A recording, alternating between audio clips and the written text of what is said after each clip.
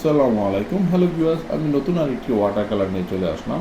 আর এটি water colour শুরু করার আগে আমি অবশ্যই আপনাদেরকে দেখিয়েছি কীভাবে ড্রয়িং করতে হবে। এটা আমার পার্ট 1-এ আছে যে আমি কীভাবে এটাকে ড্রয়িং করেছি।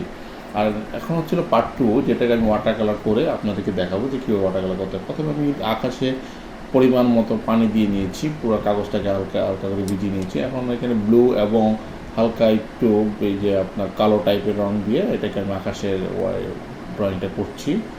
এবং রংটা যখন নিচে নামে না আসে এই জন্য তুলি দিয়ে পানিগুলো ছড়িয়ে নিচ্ছে এখান থেকে, দেখতেই পাচ্ছেন।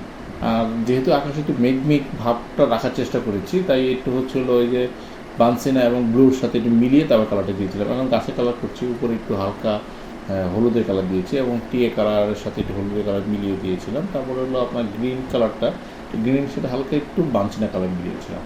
কালারগুলো মিশ্রণ করাটা কিন্তু একটা গুরুত্বপূর্ণ একটা বিষয়। আপনি যদি ঠিক মতো কালার মিশ্রণ করতে না পারেন তাহলে কিন্তু দেখা যাচ্ছিল যে ছবিগুলো কিন্তু ভালো হবে না এবং কালারটা তখন কাট লাগবে। তাই অবশ্যই কালারটা মিশ্রণ করার সময় খেয়াল রাখতে হবে। আমি পাশে আরেকটি গাছ এঁকে দিচ্ছি।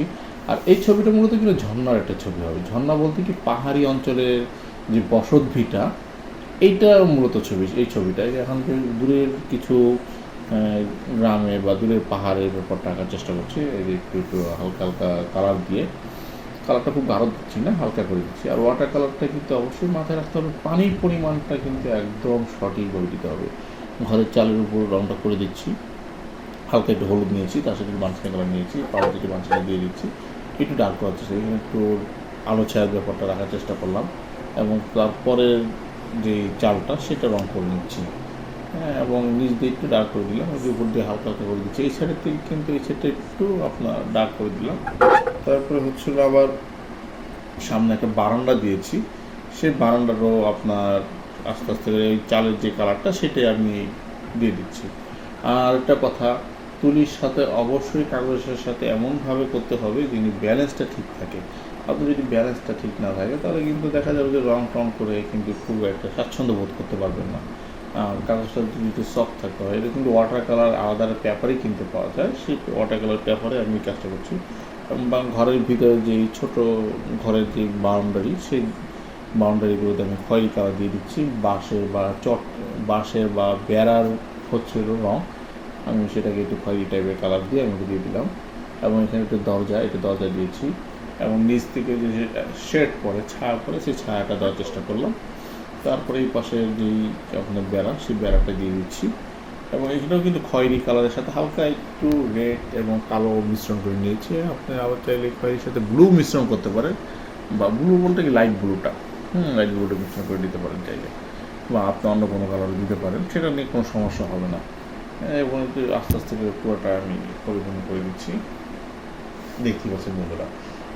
আরেকটা বিষয় মজার কথা হচ্ছিল, ওয়াটার কালার কিন্তু খুব একটা কঠিনও না, আবার অনেক কঠিন। একবার যদি এটাকে দেখলেন পুরো কাজটা সুন্দর করে করছেন, কিন্তু কোনো কারণে দেখা যাচ্ছিল কোথাও না কোথাও একটু নষ্ট হয়ে গেলো, সেক্ষেত্রে কিন্তু পুরোটা নষ্ট হয়ে যাবে। তাই কেয়ারফুলি কাজ করতে হবে।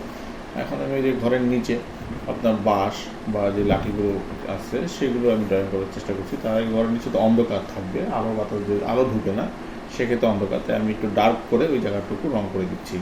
এবং এখানে ডার্ক করার জন্য আমি যে কালারগুলো ব্যবহার করেছি, আপনার হালকা একটু ব্লু নিয়েছি, বানসিনা নিয়েছি এবং হালকা একটু রেড কালার নিয়েছি। তার সাথে একটু ব্ল্যাকও পরিমাণ নিতে পারেন, না নিলেও চলবে। এবং তখন দেখবেন যে একটা ডার্ক কালার হয়ে যাবে। আপনার হচ্ছে যখন বানসিনা এবং ব্লু নেবেন তখন এটা ডার্ক রং চলে আসবে। ওই কালারটা আমি এখানে ব্যবহার করছি। আস্তে আস্তে করে একটু ডার্ক করে দিচ্ছি। এখন এখানে আবার সিঁড়ি আছে, আমি একটা সিঁড়ি যে মানুষগুলো উঠবে তার জন্য একটা সিঁড়ি ব্যবহার করেছি। সেই সিঁড়িটাও কিন্তু দেখতে পাচ্ছেন। এবং ড্রয়িংটা কিন্তু পারফেক্টলি করতে হবে, এটা হলো মূল কথা। আমি কিন্তু যে দেখেন ড্রয়িংটা কিন্তু আমি আসলে একদম পারফেক্ট করার চেষ্টা করেছি। দেখেন যেখানে আমি বাঁশের দাগ, সেটা কিন্তু আমি গ্যাপ দিয়ে রং করছি। হ্যাঁ, এটা কিন্তু একটু কেয়ারফুলি এবং আস্তে আস্তে ধৈর্য ধরে করতে হবে। আপনি যদি ধৈর্য হারা হয়ে যান তাহলে কিন্তু হবে না। হ্যাঁ, ধৈর্য ধরে। এখন হচ্ছে যে গাছের আমি ডালগুলো বের করে দিচ্ছি, হালকা হালকা করে আমি খয়েরি কালারটা দিয়ে ডালগুলো বের করে দিচ্ছি। এখানে একটু সময় নিচ্ছি, আস্তে আস্তে করে করছি আপনাদেরকে বোঝানোর জন্য। আর আমার এই সাথে যদি আপনারা করতে থাকেন তাহলে অবশ্যই এটা ভালো করতে না। মানুষটা আমি মুছে ফেলছি, কারণ মানুষটা অনেক বড়ো হয়ে গিয়েছিলো, এত বড়ো মানুষ দেবো না। সিনারির সাথে মানুষটা অ্যাডজাস্ট হচ্ছিল না, তাই ছোটো করে দিলাম এবং দূরে কিছু নৌকাও এঁকে দিলাম। আর এখানে আরেকটি ঘর এঁকে দিচ্ছি। পাশে আরেকটা ঘর যেখানে দলবদ্ধভাবে মানুষ বসবাস করে, একা বসবাস করতে পারে না, 2টা ঘর আমি এখানে দিলাম। দূরে আরেকটি, পাশে আরেকটা ঘরের ড্রয়িং করে দিলাম আলাদা করে রঙ দিয়ে, দেখতে পাচ্ছেন। এখন আমি সিঁড়িটা বের করবো, আস্তে আস্তে রঙ করলেই কিন্তু সিঁড়িটা বের হয়ে যাবে। দেখুন সিঁড়িটা কীভাবে খুব সহজে কিন্তু বের করে নিয়ে আসলাম। এইভাবে আস্তে আস্তে আস্তে রঙ করে দিতে হবে বন্ধুরা। আর আপনারা অবশ্যই আমার চ্যানেলটা যদি নতুন হয়ে থাকেন তাহলে অবশ্যই সাবস্ক্রাইব করে দেবেন, এবং আপনি যদি আমার চ্যানেলে আপনার ভিডিওটা কন্টিনিউ দেখবেন, লাইক দিবেন, কমেন্ট করবেন। আরেকটা বিষয় হচ্ছিল, আপনাদের যদি কোনো স্কুল সিলেবাস থাকে অথবা কোনো ড্রয়িং যদি থাকে পারছেন না, এবং কোনো কিছু থাকলে আমাকে অবশ্যই মেসেজ করবেন। সেক্ষেত্রে আপনাদেরকে আমি সেটা কীভাবে খুব সহজে করতে হয় বা কীভাবে ইজিলি করতে হয় সেটা দেখিয়ে দেবো। কারণ আমরা আবার দেখে নিচ্ছি যে ওয়াটার কালারগুলো কীভাবে করছি এটা একটু বুঝে নিচ্ছি। এখন নিচের যে আসলে এলোমেলো, এগুলো কিন্তু হচ্ছিলো পাহাড় তো সমতল না, তাই আসলে বিভিন্ন কালার দিয়ে এটা আপনাকে হচ্ছিল কালারের দিয়ে এলোমেলো একটা ব্যাপার, আপ ডাউন ব্যাপারটা বোঝানোর চেষ্টা করছি। কোন জায়গায় ডার্ক, কোন জায়গায় লাইট, এরকম করে। আর এই যেগুলো হচ্ছে ইয়েলো কালার, এটা আসলে মূলত মাটির একটা দিলাম। ওটা একটা পাহাড়, আর একটা পাহাড় দেওয়ার চেষ্টা করছি সবুজ কালারের। পিছনে দূরে আরও একটা পাহাড়, তার মাঝখানে একটা নদী আছে, আমরা সেই নদীটাও দেখাবো। এখানে কিছু গাছ দিয়ে দিচ্ছি, জঙ্গল জঙ্গল হয়ে গিয়েছে, অনেক পাহাড় উপরে দেখবেন যে প্রচুর গাছ থাকে, প্রচুর ঘাস জঙ্গল থেকে, সেটা দেওয়ার চেষ্টা করছি ঘরের পাশে। আস্তে আস্তে একটু ডার্ক করে দিচ্ছি, তো লাইট হয়ে যাবে। এখানে দিয়ে দিলাম মানুষের পাশে একটু ডার্ক কালার করে দিচ্ছি, এখানটা মানুষ যাতায়াত করে, এখানে ওই জায়গাটা একটু ডার্ক করে দিলাম। এবং এটাকে আপনার দূরে আরেকটা ঘরের পিছনে একটা গাছ দিয়ে দিচ্ছি, খুব ইজিলিভাবে আপনি গাছটা। এবং এই গাছটা করার জন্য কিন্তু শুধু আমি পানি ব্যবহার করেছি, কোনো রং টং তেমন একটা দিইনি, হালকা একটু আপনারা যদি সোয়াটা নিয়েছিলাম, কিন্তু মূলত সব পানি। সেই পানিটা আসলে দেখবেন যে রং করতে অনেক সময় পানি দিয়ে ময়লা হয়ে যায়, সেই ময়লা পানিটাই আমি ব্যবহার করেছি, তেমন কোনো রং ব্যবহার করিনি। এবং এটাকে আর একটু ডার্ক করে দেওয়া দিচ্ছি সেকেন্ড ওয়াশ, যেটাকে আসলে সেকেন্ড ওয়াশ বলা হয়, আমি সেই সেকেন্ড ওয়াশটা দিয়ে দিচ্ছি। এতে কী হবে, ঘরের ড্রয়িংগুলো আস্তে আস্তে আরও একটু বেরিয়ে আসবে এবং উজ্জ্বলতা বাড়বে। সেকেন্ড ওয়াশ অনেকে আবার দেখবেন ফার্স্ট ওয়াশ দিয়ে শেষ করে দেয়, এটা আসলে এক একজন এক একভাবে ওয়াটার কালার করে। তবে খেয়াল রাখতে হবে ওয়াশগুলোর সময় যেন ছবিগুলো হার্ড না হয়ে যায়, শক্ত না হয়ে যায়, আপনার যেটা যে জিনিস সেই জিনিসটা যিনি ফিল করা যায়। চাল, আমি চালে একটু শেড দিয়ে হালকা করে দিয়ে দিচ্ছি, তারপরে পাশে ইয়েটাও দিয়ে দিলাম, আরও চার্জারটা রাখলাম। এরপরে হচ্ছিল আপনার এই যে এখানে কিছু বেড়া টেরা সেগুলো রং ছিল সেগুলো দিয়ে দিলাম। শক্ত আর সাদা থাকবে না, তাই একটু হালকা রং টং দিয়ে এটা দিয়ে দিলাম।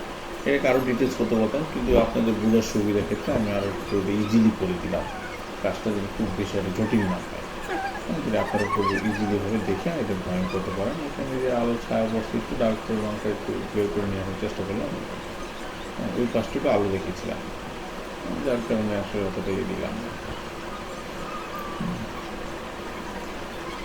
এবং এই যে সেকেন্ড ওয়াশ দিয়ে আমি যে গাছগুলো আস্তে আস্তে করে বের করেছি, একটু যে প্রথমে যে ওয়াশটা দিয়েছিলাম তার থেকে রঙের পরিমাণটা একটু, ঘনত্বটা একটু বেশি থাকবে, পানির থেকে রঙের পরিমাণটা একটু বেশি থাকবে, তাহলে কিন্তু হয়ে যাচ্ছে। এখন যে গাছের ওয়াশটা দিয়ে দিচ্ছি, নিচ দিকে একটু ডার্ক কালার, উপর দিয়ে লাইট কালার দিয়ে দেবো, পাতাগুলো যিনি বোঝা যায় সেভাবে আস্তে আস্তে ফোটা দিয়ে দিচ্ছি।